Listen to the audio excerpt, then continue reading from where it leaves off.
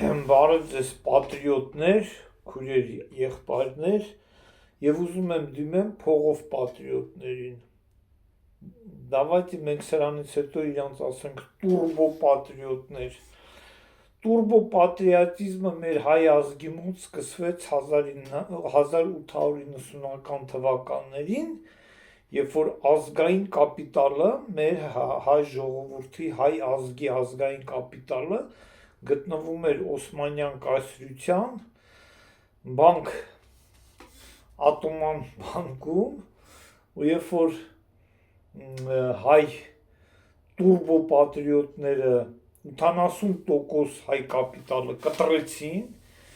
տարան այդ բանկից, դրանից հետո Օսմանյան կայսրությունը կատաղեց հայ ժողովրդի վրա, սկսեց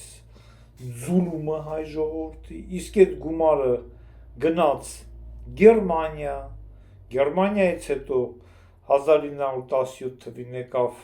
Ռուսաստան, կազմակերպվեց հեղափոխություն, հետո իմպերիալիզմի դեմ այդ գումարը նորից հետ եկավ Թուրքիա 18 թվականին եւ նորից օգտագործվեց մեր ազգի բնաջնջման համար, այդ փողն է, տուրբո պատրիոտներ, ու ձեր մատը տուրբոնիստներ, դրա մեջ խառն է, շատ հետաքրքիր ես բան հիշեցի, երբ որ Պարուր Հայրիկյանը առաջի անգամ եռագույնը հանեց միտինգի ժամանակ օպերա, դաշնակները սուլեցին, ասին մեզ պետք չէ դրոշը, մեր պայքարը Ղարաբաղի համար է, եւ հիշում եմ ուժեր կային, որոնք առաջարկեցին մուրճ ու մանգաղ դրոշակի վրա անկյունում դնել խորհրդային սիմվոլիկան, ու ես ուզում եմ հիմա դիմեմ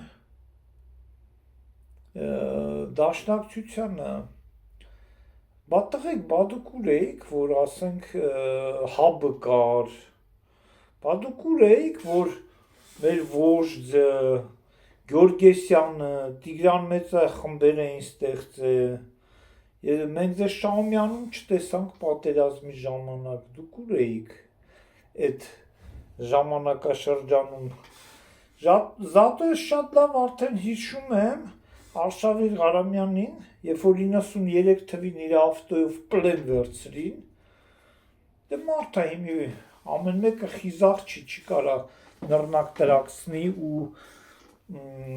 գերի չհանձնվի, մարդ ես բախ առաջացավ, հանձնվեց, բայց ոնց կարելի էր դրանից հետո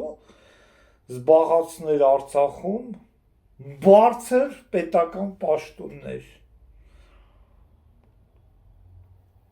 Գեղամ Մանուկյան, ոնց կարար դա լիներ,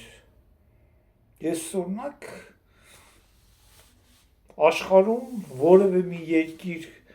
ասեք, որ նման բան գոյություն ունի, նման բան գոյություն չունի եւ չի կարող ունենալ, որովհետեւ դա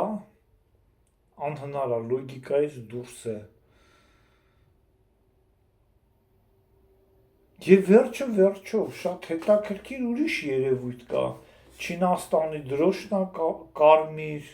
Խորհրդային Միության դրոշն է կարմիր, Թուրքիայի դրոշն է կարմիր, եւ մեր դաշնակցության դրոշն է կարմիր։ Մի հատ ռուսը խոսք ունի, ասում է, չյա бы корова мычала, ваша бы молчала։